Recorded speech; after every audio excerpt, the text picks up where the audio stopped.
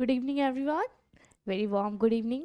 Okay, so 2 chapters हमारे over हो गए हैं। Next moving towards the next chapter, जो है आपका चैप्टर 4 रिप्रोडक्टिव हेल्थ, जो इस यूनिट का लास्ट चैप्टर है। इस चैप्टर में सब थ्योरेटिकल आपको कंटेंट मिलेगा, जैसे लर्न करने की। ठीक है, सारे एग्जाम्पल्स आपको लर्न करने हैं, जितने भी बैरियर्स हैं, कॉन्ट्रासेप्टिव पिल्स के नेम्स हैं, वो सब याद करने हैं, वो एग्ज़ाम में आते हैं। तो यहाँ पे सिर्फ मैं आपको बेसिकली वो कंटेंट बता रही हूँ जो एग्ज़ाम में आएगा। तो as it is learn it, learn कीजिए, कंटेंट देख के अंडरलाइन कीजिए अपनी बुक में, एनसीईआरटी की बुक साथ लेके बैठेंगे। ठीक है, चलिए देखिए, reproductive health. Reproductive health basically, reproductive health W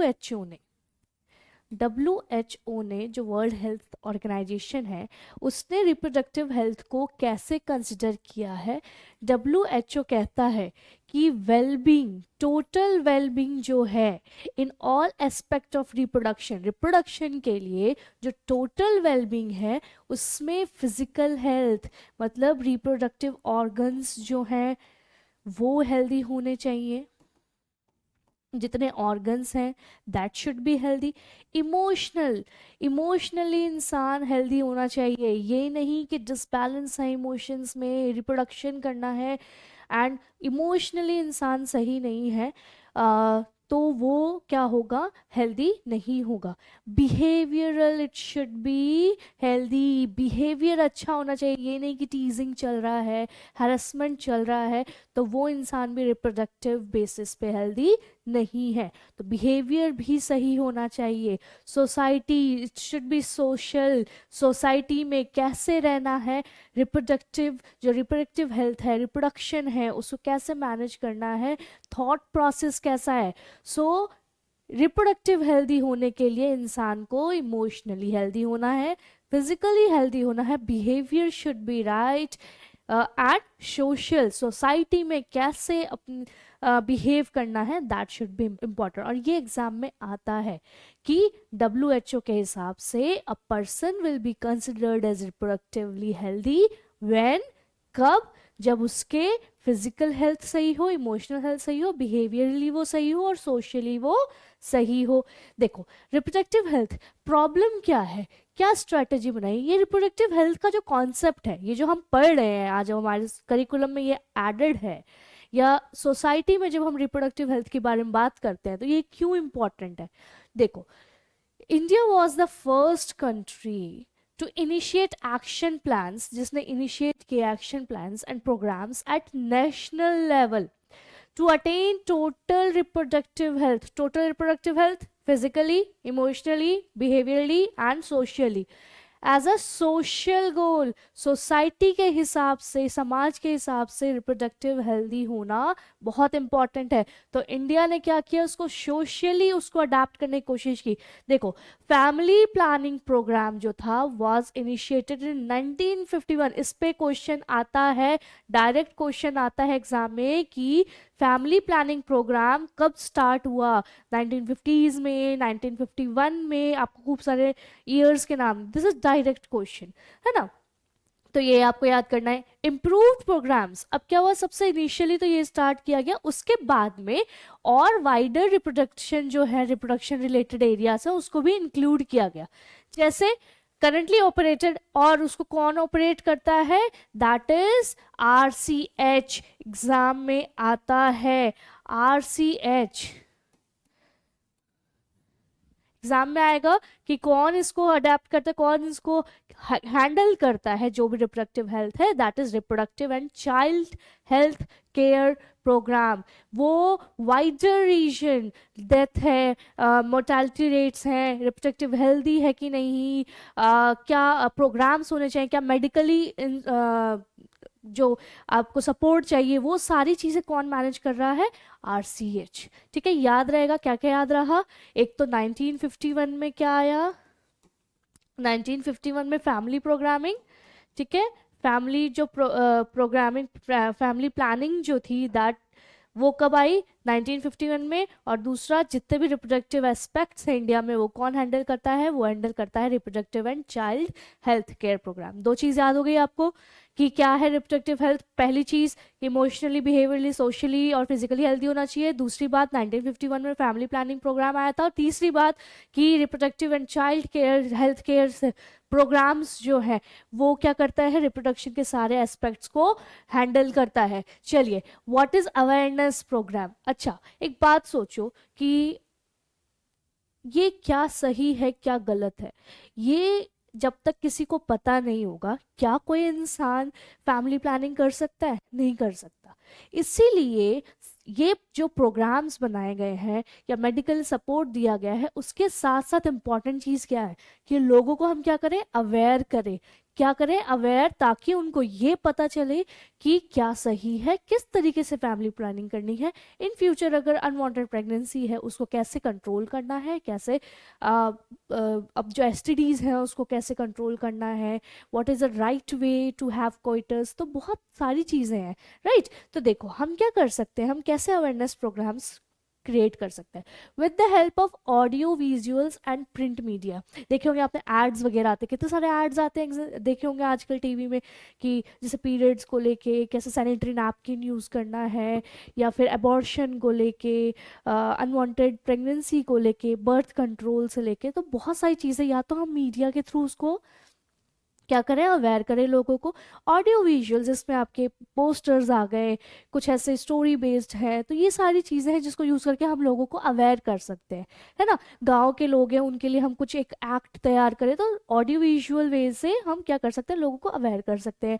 parents, teachers, close relations and friends are involve in this programme. आपको पता है हम किससे बात करते हैं, जनरली हमारे पेरेंट्स बात करेंगे हमें, टीचर्स जो है हमको एजुकेट कर रहे हैं, क्लोज रिलेशंस जो है आपके घर में जो जॉइंट फैमिलीज होती हैं जिनके साथ आप अपनी लाइफ बिताते हैं, वो लोग आपको अच्छी अच्छी चीज़ें सिखाते हैं।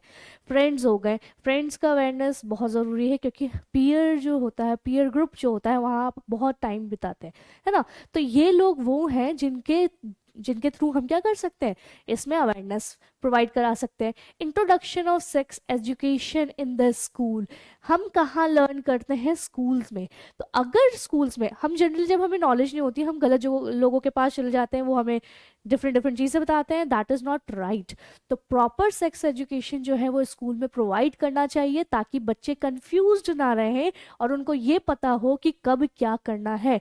To provide right information and discourage children from believing in myths. Society में इतनी मिथ्स हैं कि जिसके बेसिस पे लोग गलत काम करते हैं, उनकी लाइफ में का डेंजर होता है। तो क्या करना है, सही चीज़ें सिखाना है और मिथ्स को बिलीव करने से रोकना है, डिस्करेज करना है। And misconception about sex related expect, समझ में आ गई बात। Proper information about reproductive organs, reproductive organs क्या है, कैसे बिहेव करते हैं, क्या मेंस्ट्रुअल साइकिल होता है, ओव्यूलेशन कब होता है, हाउ टू हैव कोइटस, तो ये सारी चीज़ें बताना बहुत ज़रूरी है। एडोलेसेंस फेज ऑफ लाइफ, जब एडोलेसेंस आता है क्या बॉडी में चेंजेस होते हैं, उसके वजह से related changes, safe and hygienic sexual practices बहुत इंपॉर्टेंट है। अगर ये अवेयरनेस लोगों के पास पहुंच गई तो आधी से ज़्यादा जो सोशल है या पॉपुलेशन में डिजीजेस हैं या फिर बर्थ कंट्रोल है वो हम कर सकते हैं। Sexually transmitted diseases, AIDS etcetera, understood. चलो, एजुकेटेड फर्टाइल कपल्स, जो कपल्स हैं उनको क्या बताना चाहिए कि what is the manageable age, कौन सी एज है जो मैनेजेबल है इंडिया में, 18 and for girls and 21 for boys. तो मैनेजेबल एज ग्रुप्स जो है वो लोगों को बताना चाहिए ताकि वो क्या बोलते हैं, ड्यूरिंग एडोलसेंट जो प्रेगनेंसी है, टीनेज प्रेगनेंसी की वजह से जो डेथ्स होती हैं उसको रोक सके।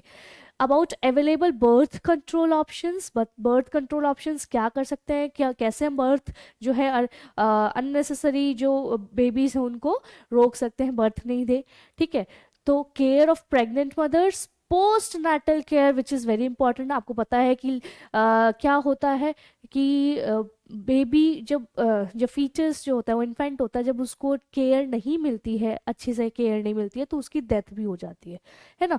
तो प्री नेटल केयर, जो post natal care, neonatal cares हैं, वो प्रोवाइड करना मदर्स को एंड चाइल्ड को। इम्पॉर्टेंस ऑफ ब्रेस्ट फीडिंग, क्या इंपॉर्टेंस है ब्रेस्ट फीडिंग का, equal opportunities for male and female child. This is very important कि male and female child in अब तो नहीं होता है, लेकिन पहले के टाइम में क्या होता था कि फीमेल चाइल्ड जो होती थी, जो by finding the sex of the child, female foeticide को बहुत ज़्यादा प्रैक्टिस करते थे लोग। तो ये बहुत इंपॉर्टेंट बात है। तो सेक्स अवेयरनेस होना बहुत ज़रूरी है, एंड इस चैप्टर के through we are awaring only, we are getting awared, हमें अवेयरनेस मिल रही है कि how to keep us healthy, reproductive healthy. Okay, आगे देखते हैं। चलो देखो, एक टॉपिक है एमनियोसेंटेसिस। एमनियोसेंटेसिस का क्या काम था? पहले के टाइम में ना, जैसे जब फीटस जो होता है वो अपने मदर के वॉर्म में होता है, तो ये जो एरिया है यहाँ होता है एमनियोटिक फ्लूइड। क्या होता है? Amniotic fluid. ये जो कवर है एमनियन, इसके अंदर क्या होता है? एमनियोटिक फ्लूइड, और इसके अंदर कुछ सेल्स हुआ करते थे। कैसे होते थे? सेल्स होते थे, और इन सेल्स को क्या करते थे ना, थ्रू इंजेक्शन इस फ्लूइड को बाहर निकलते थे। तो जब हम इस फ्लूइड को बाहर निकालते थे तो उसके अंदर कुछ सेल्स होते थे, जिसके अंदर हम सेल्स में क्या पढ़ते थे? क्रोमोसोमल्स एस्पेक्ट जो होता था उसे क्रोमोसोमल अरेंजमेंट जो होता था उसे क्रोमोसोम्स के बारे में पढ़ते थे, ताकि हमें ये पता चल सके कि इस बेबी में क्या ये बेबी क्रोमोसोमल एब्रीवेशन से तो नहीं है, इसमें कोई क्रोमोसोमल डिजीज हो गई, एब्रीवेशंस हो गई हैं। जैसे क्या क्या डिजीज होती है? डाउन सिंड्रोम्स होते हैं, डाउन सिंड्रोम हो गया, या फिर ये सिकल सेल अनीमिया हो गया, या फिर हीमोफीलिया हो गया। तो ऐसी कोई बीमारियां हैं जो क्या होता है, जो क्रोमोसोम्स हैं उसके एब्रीवेशन से होता है। तो पहले की एमनियोसेंटेसिस एक्चुअली क्यों बनाया गया था? ताकि हम एमनियोटिक फ्लूइड को यूज करके ये पता कर सके कि क्या ये बच्चा हेल्दी है कि नहीं है। लेकिन इस एमनियोसेंटेसिस की जो टेक्निक है, पहले क्यों यूज करते थे? ताकि हमें पता चल जाए कि इसमें क्या हो, कोई एबनॉर्मलिटी तो नहीं है क्रोमोसोमल पे, एम्ब्रियो इज हेल्दी और not, by using amniotic fluid. But इस टेक्निक का क्या होने लगा? मिसयूज। और इससे क्या चेक करने लगे? Sex determination. अब आप खुद सोचो, जब क्रोमोसोम्स हम निकाल रहे हैं, उसका पूरा पैटर्न निकाल रहे हैं, तो हमें ये तो पता ही चल जाएगा कि उसके 23rd पे XX है या XY है। तो इस चीज को यूज करके इसको क्या करा गया? मिसयूज किया गया, जिससे फीमेल फिटिसाइड को इंक्रीज कर दिया गया। इसीलिए now it should be ban, it should be limited, ताकि सिर्फ क्रोमोसोमल एब्रीवेशन पता कर सके, ये ना पता कर सके या ये डिस्क्लोज नहीं किया जाए कि फीटस इज फीमेल और मेल। सो एमनियोसेंटेसिस का क्वेश्चन एग्जाम में जरूर आता है, तो please go through it. Now see what is population explosion and birth control. आप खुद सोचिए, अगर अवेयरनेस नहीं है कि कपल को ये नहीं पता कि if they are giving birth to 2 और मोर चाइल्ड, अगर ज्यादा बच्चों को वो क्या कर रहे हैं, आप खुद सोचिए इंडिया में पॉपुलेशन कितनी है। हर कपल से अगर 5 बच्चा 6 बच्चा आ रहा है तो कितना ज़्यादा पॉपुलेशन हो जाएगा। तो ये हमें ध्यान रखना है कि इन फ्यूचर इतना अगर पॉपुलेशन बढ़ जाएगा तो हमारे जो रिसोर्सेज है वो तो लिमिटेड है। तो इसीलिए बर्थ कंट्रोल करना बहुत ज़रूरी है। इन 1900 वर्ल्ड पॉपुलेशन बिंग 2 बिलियन, पूरे वर्ल्ड की पॉपुलेशन कितनी थी? 2 बिलियन, जो रॉकेटेड एकदम से कहाँ पहुंच गई? 6 बिलियन टिल 2000। देख रहे हो कितना डिफरेंस आ गया है ना। पॉपुलेशन इन इंडिया, इंडिया में पॉपुलेशन 350 मिलियन थी। कब? During independence. इंडिपेंडेंस 1950s के आसपास आप बात कर सकते हैं कि इंडिपेंडेंस के टाइम में 350 मिलियन थी, and crossed 1 billion in May 2000। देखो कितना पीक आया है, सर्ज आया है। Every 6th person in the world is an Indian. कहा जाता है कि इंडिया में वर्ल्ड में इतनी पॉपुलेशन है इंडियंस की कि if you will count person 1 to 6 तो हर छठा इंसान आपको इंडियन दिखाई देगा। सोच रहे हो आप कितनी पॉपुलेशन है जो वर्ल्ड में इतनी है। So population explosion is due to, exam में आता है कि पॉपुलेशन एक्सप्लोजन क्यों होता है? रैपिड डिक्लाइन, किसमें? डिक्लाइन इन डेथ रेट, जो इन्फेंट मोर्टालिटी रेट है या फिर मैटरनल मोर्टालिटी रेट है, जो है MMR। देखो, मैटरनल मोर्टालिटी रेट या फिर IMR, मतलब इन्फेंट मोर्टालिटी रेट में अगर डिक्लाइन आ गया, मतलब डेथ जो है वो कम हो गए तो इसके वजह से पॉपुलेशन एक्सप्लोजन होता है। As an increase in number of people in reproductible age are the reason for this. Reproduction age में अगर जो पीपल हैं वो ज़्यादा हो गए, IMR जो इन्फेंट मोर्टालिटी रेट है वो डिक्रीज हो गई, मैटरनल मोर्टालिटी रेट डिक्रीज हो गई, तो इसके वजह से everybody will be healthy and sudden surge आता है, तो जिसकी वजह से पॉपुलेशन एक्सप्लोजन होता है। तो ये आपको याद रखना है। तो हमने क्या किया है कि ये तो हो गया कि पॉपुलेशन बढ़ गई है, लेकिन पॉपुलेशन स्टेबलाइजेशन के लिए हमने क्या कंट्रोल किया, हमारे पास में कुछ ऐसे मेथड्स हैं जिसमें हमने पीपल को ये अवेयर किया कि कैसे हम अपनी बर्थ कंट्रोल को मैनेज कर सकते हैं। तो बर्थ कंट्रोल के लिए हमने कुछ ऐसे टेक्निक्स बनाए, कुछ ऐसी स्ट्रेटजीज बनाए जिसमें हम मेल एंड फीमेल गैमेट्स जो हैं उनको मिलने से रोक दें। अगर हम इनको मिलने से रोक देंगे तो फर्टिलाइजेशन नहीं होगा, फर्टिलाइजेशन नहीं होगा तो बर्थ जो होगा बेबी का वो नहीं होगा, तो कंट्रोल हो जाएगा। तो देयर आर सम स्ट्रैटेजीज, एक एक करके देखेंगे, एग्जाम में डायरेक्ट क्वेश्चन आता है तो प्लीज पे अटेंशन। देखो कॉन्ट्रासेप्टिव मेथड्स होते हैं, contraceptive methods is actually to control, to prevent, क्यों होते हैं, टू प्रिवेंट अनवांटेड प्रेगनेंसी। तो अनवांटेड प्रेगनेंसी को कंट्रोल करने के लिए हमारे पास कुछ मेथड्स हैं। सबसे पहले मेथड होता है इसको कहते हैं नेचुरल मेथड। नेचुरल मेथड में हम क्या करते हैं, हमें पता है, देखो फर्स्ट इज पीरियोडिक एब्स्टिनेंस। इस टाइम क्या करते हैं, हमें पता है कि 10 to 17 मतलब 14th डे जो होता है, 14th डे क्या होता है, ओव्यूलेशन। तो अगर हम कैलेंडर मेथड देखें कि इफ मेंस्ट्रुअल साइकिल में फीमेल का 14th डे आने वाला है, ओव्यूलेशन होने वाला है, तो अगर हम इस पीरियड में कोइटस को अवॉइड करें तो हो सकता है कि प्रेगनेंसी लीड ना हो। तो ये एक सबसे पहला मेथड है कि हम क्या कर सकते हैं, we can avoid any kind of coitus. Coitus को अवॉइड करेंगे ड्यूरिंग 10 to 17 तो बहुत कम चांसेस है। अब अगर इस टाइम अगर स्पर्म अगर एंटर हुआ भी है इन द फीमेल्स बॉडी और एग नहीं है तो वो अपने आप ही 1 to 2 डेज में डिजनरेट हो जाएगा, राइट। तो it is one method. Withdrawal और कोइटस इंटरप्टस, इसमें क्या होता है कि जो मेल पार्टनर होता है वो विड्रॉ कर लेता है, जो मीटस है, पेनाइल मीटस पेनिस है, उसको क्या कर लेगा, विड्रॉ कर लेगा from the vagina before ejaculation होने वाला है उससे पहले ही जो मेल पार्टनर होता है वो क्या करता है, वेजाइना से पीनस को विड्रॉ कर देता है। But this is not a very good way to avoid any kind of pregnancy या फिर इंसेमिनेशन।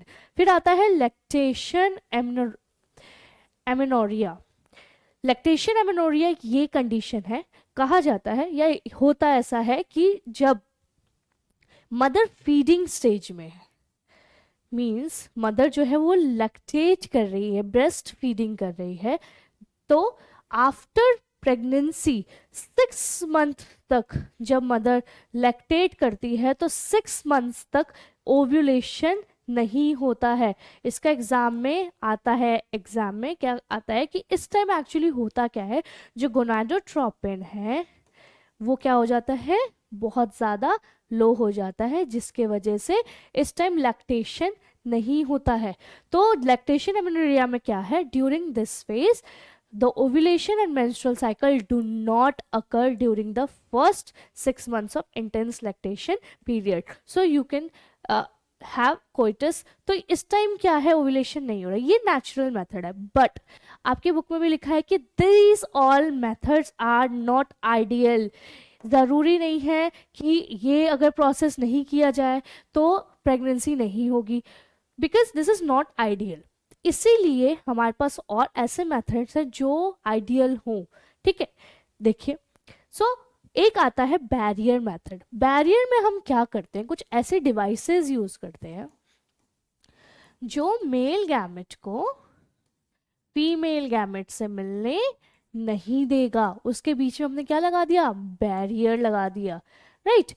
तो देखो फर्स्ट जो है, with the help of a barriers ovum and sperms are prevented from meeting, उनको हम मीट ही नहीं दे होने दे रहे हैं, बैरियर आ गया उनके बीच में। द मोस्ट कॉमनली यूज्ड जो होता है दैट इज कॉन्डम्स। ये क्या होता है, it's thin rubber used to cover the penis of a male और vagina of cervix in females. जो मेल में यूज करते हैं उसे बोलते हैं condoms.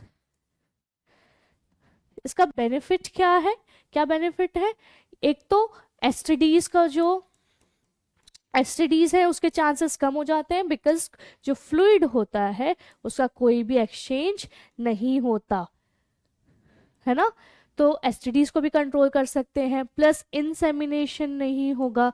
So this is very very good way to prevent unwanted pregnancy.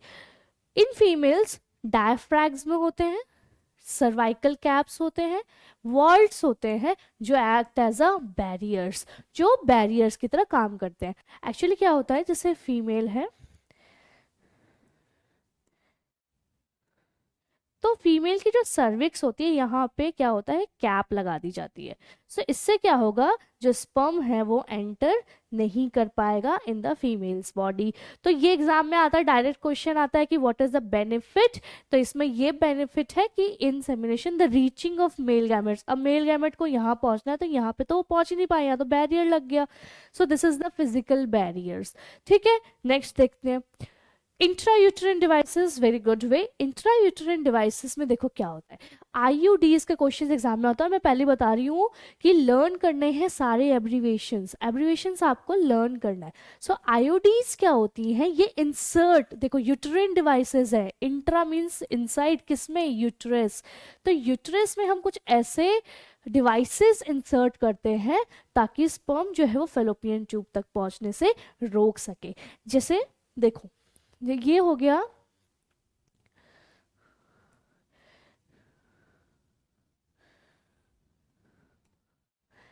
Fallopian tube है,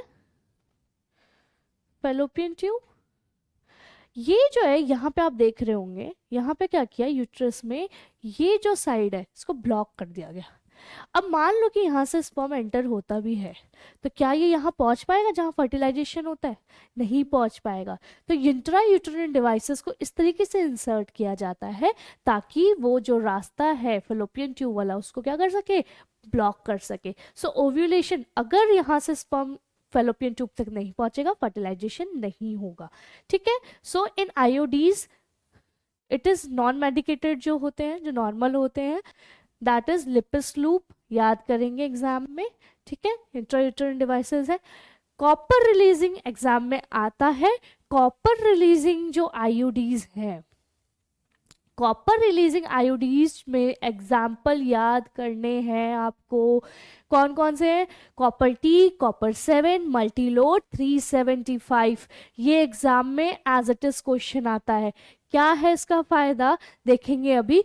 और एक आता है हॉर्मोन्स बेसिस पे, हार्मोनल रिलीजिंग आयोडीज जो होते हैं उसमें प्रोजेस्टेरॉन रहता है mainly, LNG20 and progesterone.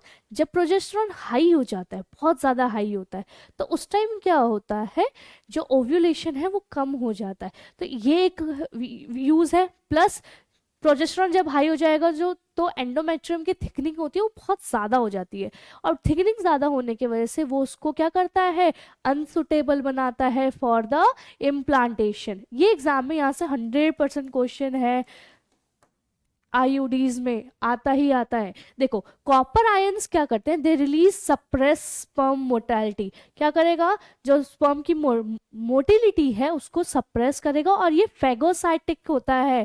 Phagocytic copper जो होता है, जो वो फेगोसाइटिक होता है। फेगोसाइटिक मतलब ये क्या करता है, जो स्पर्म्स है उसको इंगल्फ कर लेता है, उसको डैमेज कर देता है ताकि वो डैमेज हो जाए, इंगल्फ कर लेगा उसको ताकि वो फर्टिलाइजेशन को रोक सके। दूसरा, फर्टिलाइजिंग कैपेसिटी ऑफ स्पर्म को रोक दिया। जो हार्मोनल रिलीजिंग आयोडीज होती हैं, जो हार्मोनल आयोडीज होती हैं एग्जाम में याद करेंगे बेटा, that makes uterus unsuitable for implantation and cervix hostile. Cervix को क्या करता है, जब तक स्पर्म्स यानी स्पर्म्स को यहाँ तक पहुँचाने में सर्वाइकल जो सर्विक्स होती है that contracts and it makes the movement, ताकि जो मोटिलिटी है उस स्पर्म की वो फैसिलिटेट हो सके। बट यहाँ पे क्या हो रहा है, सर्विक्स को क्या बना दिया, हॉस्टाइल बना दिया। It is not helping the sperm to reach the fallopian tube. दूसरी बात, जो यूट्रस है उसकी थिकनिंग को बहुत ज़्यादा कर देता है प्रोजेस्टेरॉन, जिसकी वजह से क्या होता है, उसका इम्प्लांटेशन नहीं हो पाता। तो it makes unsuitable for implantation, याद रखना है। कॉपर की वजह से फैगोसाइटिक नेचर होता है। और हॉर्मोन्स में क्या होता है कि हॉर्मोन्स क्या करते हैं, प्रोजेस्टेरॉन, जनरली प्रोजेस्टेरॉन होते हैं, वो क्या करते हैं, यूट्रस को अनसुटेबल बनाते हैं फॉर इम्प्लांटेशन। समझ में आ गई बात आपको? यहाँ तक कोई दिक्कत? इजी चल रहा है, बहुत स्लो चल रही हूँ, समझ के करना है, ठीक है। ये पॉइंट्स आपको याद रखने हैं। नेक्स्ट देखते हैं, फिर आते हैं आपके oral pills. Oral pills that can be eaten, जो हम खा के फर्टिलाइजेशन को रोक सकते हैं, इम्प्लांटेशन को रोक सकते हैं। Pills are taken daily for a period of 21st day. क्या होता है, जब मेंस्ट्रुअल साइकिल स्टार्ट होता है, जब मेंस्ट्रुअल साइकिल स्टार्ट होता है, उसका जो फर्स्ट डे होता है, जब मेंस्ट्रुएशन स्टार्ट होता है, तो फर्स्ट डे से ये पिल खानी स्टार्ट करनी होती है। और फर्स्ट डे से इसको टिल 21 डेज तक, 21 डेज तक डेली ये पिल्स को खाना होता है। उसके बाद में 21 से 28 डेज तक, कितने डेज हो गए, 7 डेज हो गए, 7 डेज तक नो पिल्स, नो पिल्स खाएंगे। तो उसके बाद में जब वापस 28th डे आता है, मतलब मान लो 29th डे, वो एक्ट करेगा फर्स्ट डे ऑफ मेंस्ट्रुएशन। इस टाइम होता क्या है, देखो, pills are taken daily for period of 21 days. ये जो पिल्स होते हैं जनरली इसमें प्रोजेस्टेरॉन बहुत होता है, तो जब आप 21 डेज तक एक फीमेल अगर ये प्रोजेस्टेरॉन की पिल्स खा रही है, तो व्हाट हैपेंस, जो प्रोजेस्टेरॉन है, प्रोजेस्टेरॉन का लेवल जो है वो एकदम हाई गया हुआ है। और प्रोजेस्टेरॉन का लेवल जब हाई जाता है तो उसके वजह से गोनाडोट्रोपिन रिलीजिंग हार्मोन जो है वो सप्रेस हो जाता है। गोनाडोट्रोपिन रिलीजिंग हार्मोन सप्रेस हो गया तो उसके वजह से फॉलिकल स्टिमुलेटिंग हार्मोन भी सप्रेस हो गया। अगर फॉलिकल स्टिमुलेटिंग हार्मोन नहीं रिलीज हो रहा तो ओव्यूलेशन नहीं होगा, और ओव्यूलेशन जब नहीं होगा तो फर्टिलाइजेशन, प्रेगनेंसी के चांसेस रिलीज, डिप्रेस्ड। अब आप खुद सोचो, इस 21, ये जो 7 डेज है, इस टाइम क्या हो रहा है, जैसे ही फीमेल ने ये पिल्स खाना बंद कर दिया तो प्रोजेस्टेरॉन का लेवल क्या हो गया, प्रोजेस्टेरॉन का लेवल एकदम से डाउन जाता है, एकदम गिरता है। और जैसे ही प्रोजेस्टेरॉन का लेवल एकदम डाउन जाता है तो एंडोमेट्रियम की वॉल जो होती है वो शेड हो जाती है, और इसी को बोलते हैं मेंस्ट्रुएशन। तो क्या हो रहा है, ओरल पिल्स की वजह से प्रोजेस्टेरॉन का level high, gonadotropin releasing hormone का level down, follicle stimulating down, ovulation not done, no ovulation no fertilisation. और उसके बाद में क्या हो जाता है, प्रोजेस्टेरॉन का लेवल जब सडन डाउन जाता है तो एंडोमेट्रियम वॉल की वॉल जो होती है वो शेड हो जाती है। So no fertilization, no implantation. Understood? Pills are very effective with less side effect. क्यों? क्योंकि नॉर्मली इसमें प्रोजेस्टेरॉन क्या है, इसमें साइड इफेक्ट कुछ नहीं होता, हेल्थ इश्यूज कुछ नहीं होती हैं। बट देखो, ये एग्जाम में याद करना है, Saheli is non steroid oral contraceptive. Non steroid progesterone oestrogen जो होते हैं ये स्टेरॉइड्स होते हैं, ठीक है। तो एग्जाम में याद करना है कि ऐसा कौन सी पिल्स है जो नॉन क्या बोलते हैं, स्टेरॉइड है। नॉन स्टेरॉइड कौन सी, सहेली। उसके बाद इंजेक्शंस और implantation of progesterone oestrogens under the skin. Skin के अंदर प्रोजेस्टेरॉन और इंजेक्शंस लिए जाते हैं near the uterus, near the ovaries. वहाँ पे क्या करते हैं, इंजेक्शन लेते हैं इसके, जो स्लोली काम करता है, तो एकदम सडन चेंज नहीं आएगा बॉडी में, है ना। एडमिनिस्ट्रेशन ऑफ प्रोजेस्टेरॉन और प्रोजेस्टेरॉन एस्ट्रोजन कॉम्बिनेशन और IUDs within 72 hours of coitus. मान लो कि अनवांटेड कोइटस हो गया, अनवांटेड कोइटस के वजह से अगर प्रेगनेंसी नहीं चाहिए तो 72 आवर्स के विदिन, इस पे क्वेश्चन आता है बेटा कि under 72 hours, with in 72 hours of coitus अगर किसी ने ये पिल्स ले ली है, इमरजेंसी पिल्स ले ली है, तो ये वेरी इफेक्टिव होता है एज अ इमरजेंसी कॉन्ट्रासेप्टिव। तो क्या याद किया इसमें? 21 days first, non steroid pills सहेली, 2 third 72 hours of coitus for emergency pills. 3 चीज याद हो गई इसमें, याद रहेगा। चलिए नेक्स्ट सर्जिकल मेथड्स देखते हैं। अब तो ये तो हो गए पिल्स, आप खुद सोचिए कि अगर इतने पिल्स अगर कोई फीमेल ले रही है तो उसकी वजह से क्या होगा? स्टेरॉइड्स हैं, mood changes, mood swings, body में नॉजियस एंड ऑल। तो बेस्ट मेथड क्या होता है? Surgical method. Once you know कि अब आपके फैमिली में you have your sufficient child, अब क्या है, चाइल्ड है घर में, आपके बच्चे हैं, तो उसके बाद में अगर प्रेगनेंसी नहीं चाहिए तो गवर्नमेंट क्या करता है? सर्जिकल मेथड्स के थ्रू जो ट्यूब्स है उनको कट कर देता है। ट्यूब्स कट हो जाती हैं तो उससे जो स्पर्म्स हैं वो रीच नहीं हो पाते फेलोपियन ट्यूब्स में। ये देखते हैं अभी।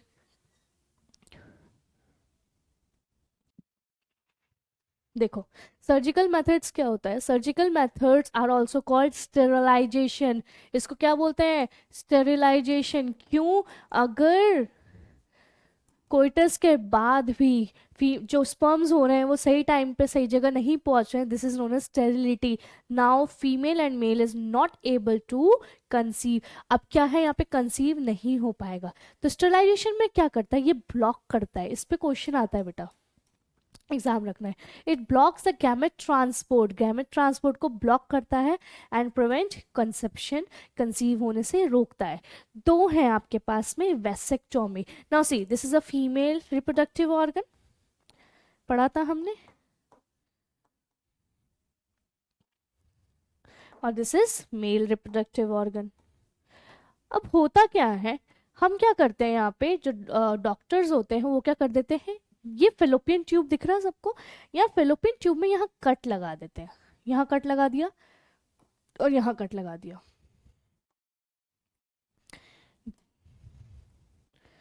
यहाँ कट लगा दिया, और फिर अब इसको क्या करेंगे, इसको टाई कर देंगे, इसको टाई कर देंगे। अब क्या हुआ, जब यहाँ पे कट लगा के टाई कर दिया तो क्या स्पर्म यहाँ से जो रीजन है, एम्पुलर रीजन है जहाँ फर्टिलाइजेशन होता है, वहाँ पहुँच पाएगा? नहीं पहुँच पाएगा। प्लस यहाँ से अगर ओवम है वो भी जो रीजन है, रीजन ऑफ फर्टिलाइजेशन, वहाँ नहीं पहुँच पाएगा। तो क्या कर दिया, गैमेट्स को मिलने से रोक दिया। दोनों तरफ से क्या कर देते हैं, उसको कट करके नॉट लगा देते हैं। तो ये क्या है, फेलोपियन ट्यूब में कट लग रहा है, फेलोपियन ट्यूब में। इसीलिए जब फेलोपियन ट्यूब पे कट लगता है तो उसको बोलते हैं ट्यूबेक्टोमी। यहाँ बहुत कंफ्यूज हो जाते हैं बच्चे, कंफ्यूज नहीं होना है। ट्यूब, ट्यूबेक्टोमी, ठीक है। क्या कर दिया, एक्टोमी, दैट कट लगा के उसको नॉट कर दिया।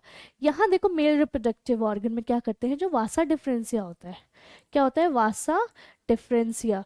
तो वासा डिफरेंस जो होता है वहां पे उसको कट करके उसको नॉट लगा देते हैं। तो अब क्या होगा, स्पर्म यहाँ से जा ही नहीं पाएगा। तो मेल गैमेट्स क्या हो रहे हैं, पहुंच ही नहीं पा रहे हैं at the place of fertilization. तो ये सर्जिकल मेथड है, ये बिल्कुल भी इरिवर्सिबल है, ये बिल्कुल इरिवर्सिबल है। वंस अगर कट लगा के नॉट लगा दिया है तो बहुत कम चांसेस है, मतलब बहुत नेग्लिजिबल चांसेस है कि इसको रिट्राइव कर सके। सो this is the permanent method. कैसा मेथड होता है, परमानेंट मेथड होता है। इसके बाद में हो सकता है कि इसको रिट्राइव करना बहुत मुश्किल हो। तो वेसेक्टोमी किसमें होता है, sterilization of male, and tubectomy sterilization procedure in female. समझ में आ गई बात? इसमें क्या करते हैं, इसको कट लगा देते हैं।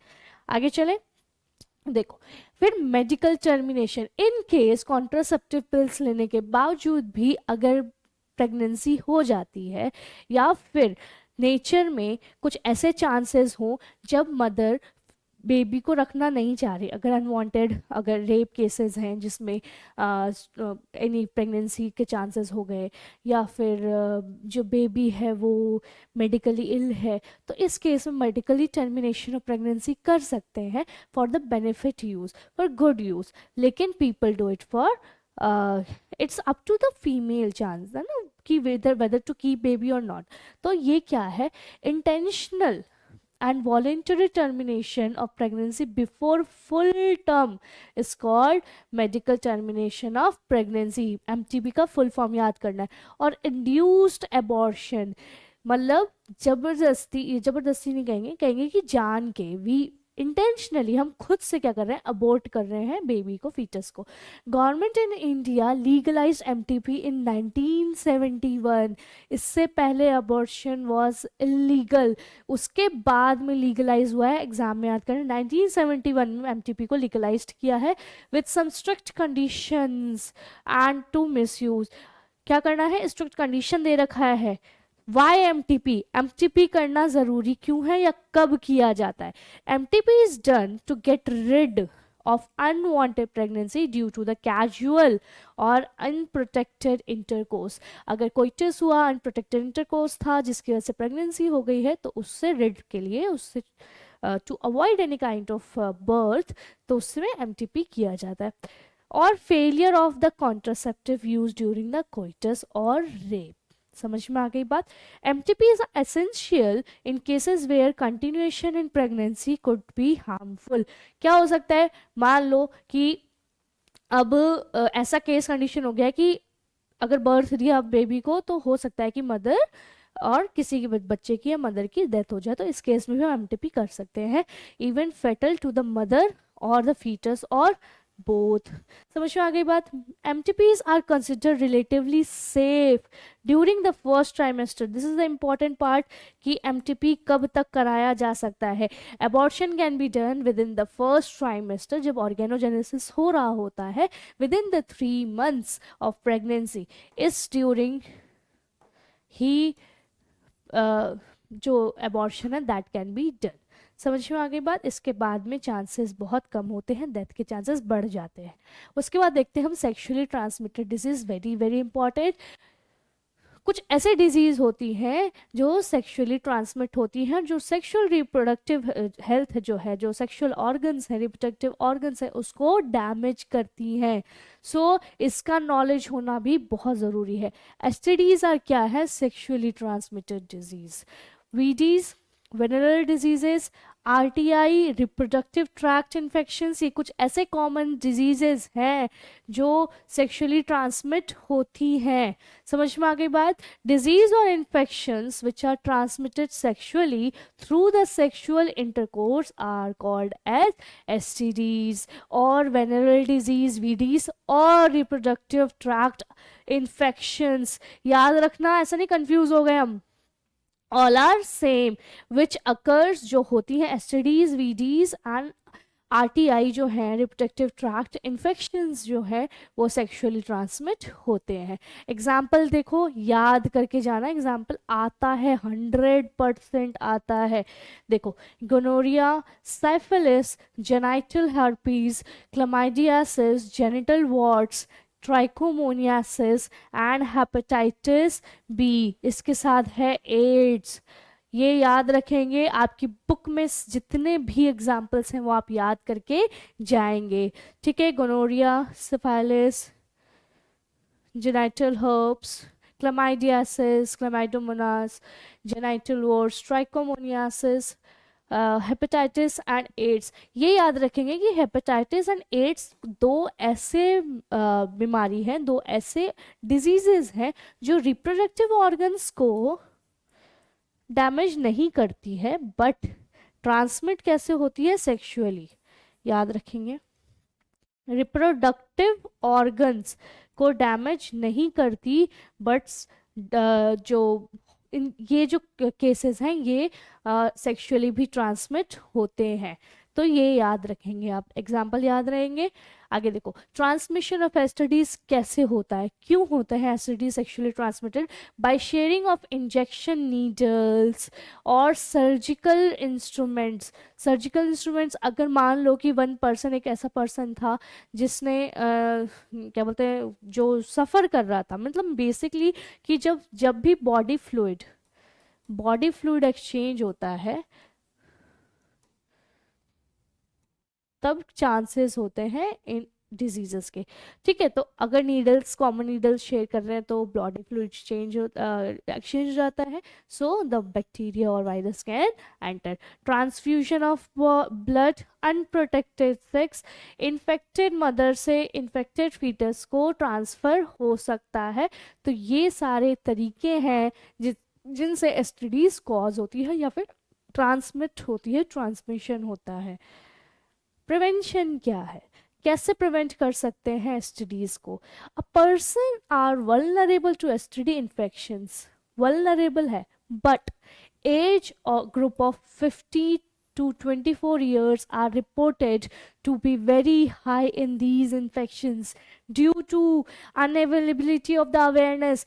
लोगों के पास में अवेयरनेस नहीं है, and this is the sexual age जब बहुत चांसेस होते हैं सेक्सुअल एज के में कि जिसमें एसटीडीज का एक्सचेंज होता है, very high. So these can be prevented by following principle. क्या हम कर सकते हैं ऐसा जिससे हम ये जो एसटीडीज हैं इनको कॉज करने से बचा सके? Avoid sex with unknown partners. If you don't know the partners, you don't know, आपको नहीं पता कि कौन सा इंसान किस बीमारी से ग्रस्त है, किस बीमारी से, किस में क्या प्रॉब्लम है, क्या डिजीज़ है, तो please avoid any kind of sex with unknown partners या फिर multiple partners. Always use condoms during coitus जिससे बॉडी फ्लूइड का एक्सचेंज ना हो। In case of doubt, consult a qualified doctor and get a complete treatment or diagnosed with the disease। अगर आपको लगता है कि आप किसी बीमारी के, आपके अंदर कोई सिम्टम्स दिखाई दे रहे हैं जो आप डाउटफुल हैं कि हो सकता है ड्यू टू द कोइटस या इंटरकोर्स आप में कोई प्रॉब्लम चेंजेस आ रहे हैं, तो please consult to the doctor जिससे आपको ट्रीटमेंट टाइम पे मिल सके। आगे देखते हैं, इनफर्टिलिटी क्या होता है? इनफर्टिलिटी वो कंडीशन होती है एक ऑर्गेनिज्म में जब मेल या फिर फीमेल बॉडी जो है वो गैमेट्स प्रोड्यूस नहीं कर पा रहा है या फिर बेबी को कंसीव करने में दिक्कत हो रहा है, इसे कहते हैं इनफर्टिलिटी। या तो मेल है वो मेल गैमेट्स प्रोड्यूस नहीं कर पा रहा, या फिर फीमेल जो है वो फीमेल गैमेट प्रोड्यूस नहीं कर पा रही, या फिर बेबी के इम्प्लांटेशन में उनको दिक्कत आ रही है, तो इस कंडीशन को बोलते हैं infertility. When male or female is not able to produce gametes or conceive the child। इसके लिए डॉक्टर ने मेडिकल सपोर्ट के लिए कुछ ऐसे टेक्नोलॉजीज हैं, कुछ ऐसे टेक्निक्स निकाले हैं जिसके वजह से कंसीव या फिर इम्प्लांटेशन ऑफ द फीटस है वो कराया जा सके। सो असिस्टेड रिप्रोडक्टिव टेक्नोलॉजीज, जिसे आर्ट कहते हैं, असिस्ट किया जाता है, मेडिकली सपोर्ट दिया जाता है, रिप्रोडक्टिव टेक्नोलॉजी है। Special techniques that can help in diagnosis. पहले तो ये पता किया जाए कि प्रॉब्लम कहाँ है, जाइगोट बने प्रॉब्लम है, गैमेट्स फॉर्मेशन में प्रॉब्लम है, इम्प्लांटेशन में प्रॉब्लम है, उसको डायग्नोस करके सही ट्रीटमेंट जो है इनफर्टिलिटी डिसऑर्डर्स को यूज किया जाए for these couples to have childrens of is called assisted reproductive technology. Exam में आता है कि आर्ट क्या होता है? आर्ट क्या है? असिस्टेड रिप्रोडक्टिव टेक्नोलॉजी ऐसी टेक्नोलॉजीज हैं जिसको यूज़ करके हम डायग्नोस करते हैं कि प्रॉब्लम कहाँ है, और किसी भी कपल को वो सही टेक्निक से यूज़ करके उनको इम्प्लांटेशन कंसीव करने में हेल्प की जाए। देखिए कौन कौन से हैं मेजर आपके बुक में जो दिए हुए हैं जो आपको याद करना है। और again I am saying that you have to learn the abbreviation, full form याद करके जाना है एग्जाम में। सबसे कॉमनली यूज किया जाता है in vitro fertilisation, that is IVF. बाहर in vitro means in tube, test tube, मतलब लेबोरेटरी कंडीशन में फर्टिलाइजेशन कराया जाता है फीमेल गैमेट और मेल गैमेट को निकाल के। फिर या फिर zygote intrafallopian tube transfer. Intra means inside, किसके? फेलोपियन ट्यूब के। क्या इंसर्ट करा रहे हैं, क्या ट्रांसफर करा रहे हैं? जाइगोट। जाइगोट आपका होता है 2 to 16 जब सेल्ड कंडीशन में होता है। अगर इस सेल्ड कंडीशन में अगर जाइगोट को इम्प्लांट कर रहे हैं फेलोपियन ट्यूब में तो उसे जिफ्ट कहते हैं। गैमेट इंट्राफेलोपियन ट्यूब, गैमेट को का ट्रांसफर कराया जा रहा है किसमें? फेलोपियन ट्यूब में। और वो जनरली क्या होगा? Sperms. Intracytoplasmic sperm injection, very very important. किसका साइटोप्लाज्म?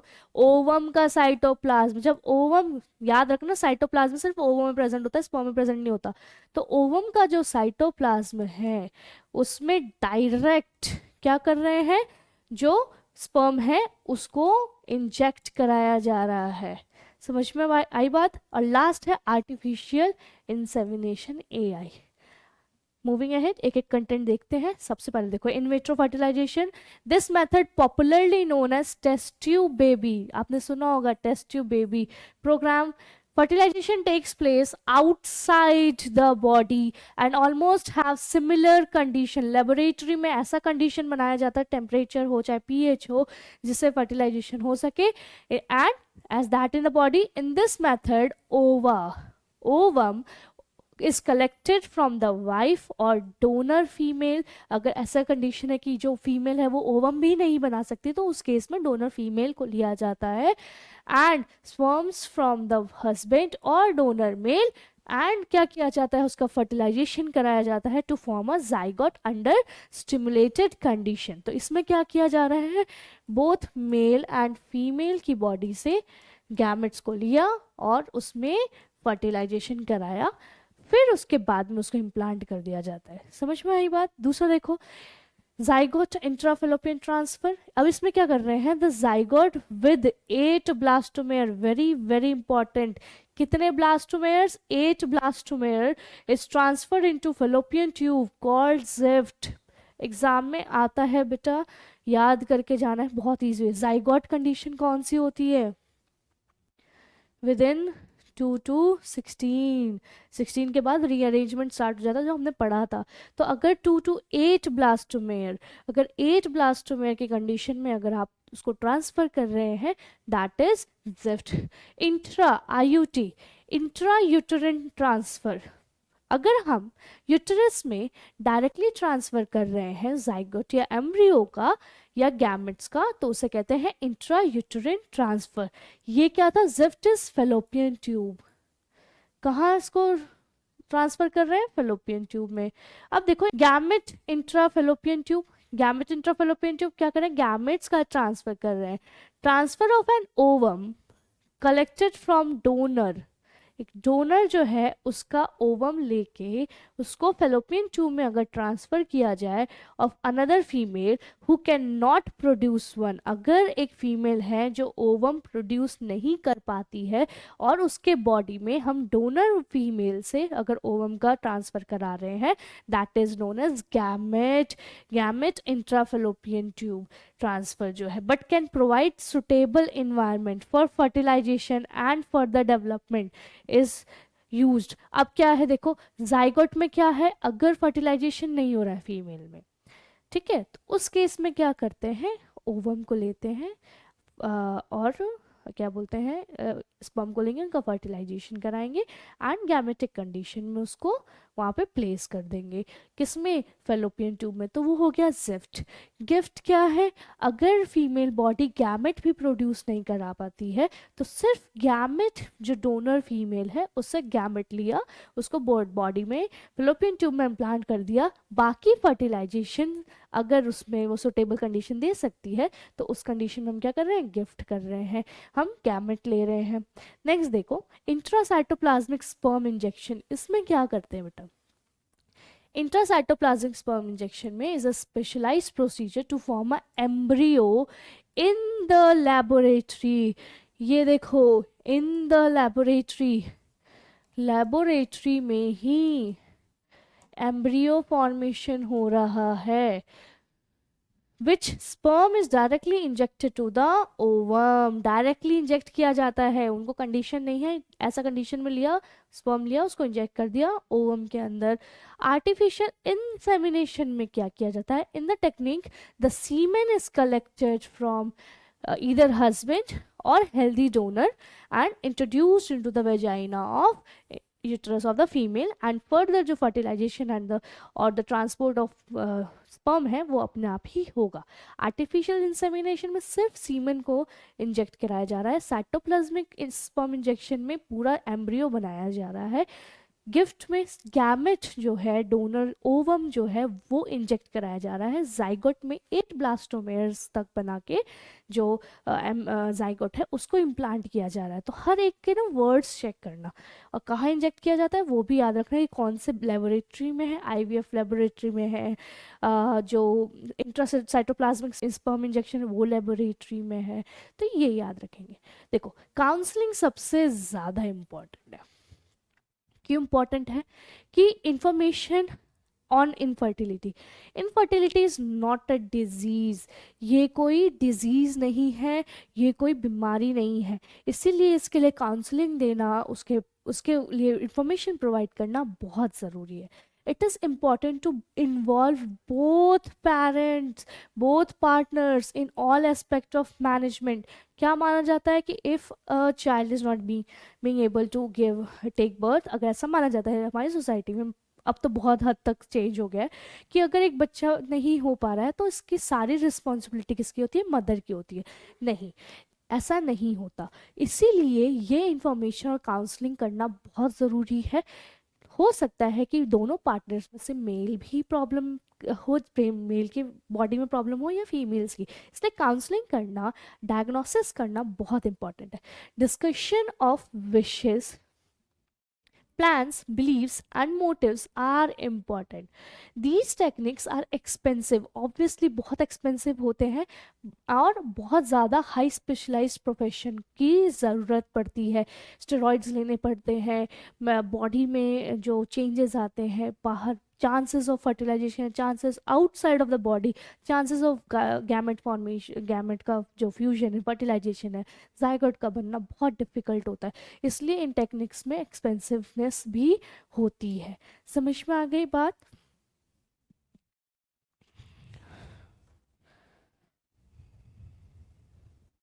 यहाँ तक किसी को कोई डाउट? अगर कोई डाउट है तो मैं देख रही हूँ आपके कमेंट बॉक्स। जैसे मैंने पहले चैप्टर के लिए आपके लिए डाउट सेशन रखा था, तो वैसे ही मैं सारे चैप्टर्स के लिए आपके लिए डाउट सेशन रखूँगी। कल हम मिलेंगे विद क्वेश्चन आंसर्स। इस चैप्टर को आप गो थ्रू कीजिए, डायरेक्ट क्वेश्चंस हैं इसमें, सारे डायरेक्ट क्वेश्चंस हैं। मैं बता दूं बेटा, सारे डायरेक्ट क्वेश्चंस हैं। मैंने आपको बोला था कि डायरेक्ट क्वेश्चंस में आपको सारे एब्रीविएशन से याद करने हैं। एब्रीविएशन जो gift, gift, artificial insemination, IVF, intracytoplasmic sperm injection, ठीक है, इन सब के आपको क्या याद करने हैं? फुल फॉर्म्स याद करने हैं, इसमें क्या ट्रांसफ़र हो रहा है वो, प्लस आपके जो reproductive and child health care है, ये हो गया आपका। जो फैमिली प्लानिंग प्रोग्राम था वो कब कौन से ईयर में आया था, वो याद करना है, ठीक है, ये हो गया। तो ये सारे आप याद करेंगे। एसटीडीज़ के नेम्स याद कर लेंगे, एसटीडीज के नेम्स सारे, सफाइलिस, गोनोरिया, हेपेटाइटिस बी, एड्स, ठीक है, ये सारी चीज़ें याद कर लेंगे। उसके बाद में जितने भी बैरियर्स हैं, बैरियर्स के नाम याद कर लेंगे। एग्जाम्पल क्या है, इंपॉर्टेंट क्या है? कॉपर, कॉपर टी, कॉपर 7 वो है, और दूसरा हार्मोनल, आईयूडीज, आईयूडीज याद करेंगे, ये इंपॉर्टेंट है, एग्जाम में आता है। तो ये सारे कॉन्सेप्ट आप कल के पढ़ के रेडी रहेंगे ताकि हम क्वेश्चन आंसर्स कर सके। Okay, so good day everyone, study hard and we'll meet tomorrow.